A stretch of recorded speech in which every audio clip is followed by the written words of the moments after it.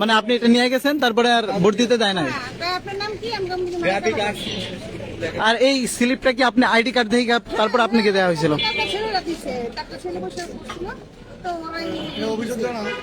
হলো যে আমাদের এই রিক্সার প্রতীকের যে ঠিকানাগুলা যেগুলা ভোটার যায় তাদেরকে ফারানি করে মানে বাইর করে দেওয়া মানে কোনো অজুহাত ছাড়াই মোট কথা এই প্রতীকের যেগুলো যাবে এই প্রতীকের এগুলো ফেরত পাঠায় এখান থেকে।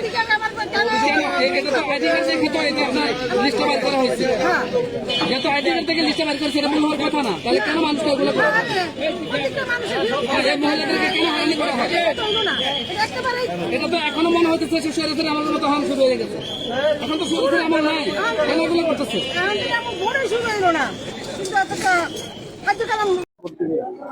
আমার ওয়াইফ ভোট দেওয়ার জন্য এসছে। হ্যাঁ হ্যাঁ, ভোট দেওয়ার জন্য এসছে। আমরা প্রথম রিক্সার থেকে স্লিপ নিয়েছি, নেওয়ার পরে পরবর্তীতে ওইখানে যাওয়ার পরে ওখান থেকে বলছে যে না, এটা নাম্বার ঠিক না। পরবর্তীতে আমরা ওই যে ববি হাজারের এখান থেকে অর্থাৎ ধানের শীষ থেকে স্লিপ নিয়েছি। এইটা এই যে সেই স্লিপটা, এটা দেওয়ার পরেও পরে উপর থেকে 3 তলা থেকে বলতেছে যে ভোট দেওয়া হয়ে গেছে, 37 নম্বর ভোট দেওয়া হয়ে গেছে। প্রশ্ন হলো 37 নম্বর ভোট দেওয়া হবে কিভাবে, কে দেবে? আর সেটা তো অবশ্যই তদন্ত হওয়ার দরকার, মানে তার ছবি দেখার দরকার।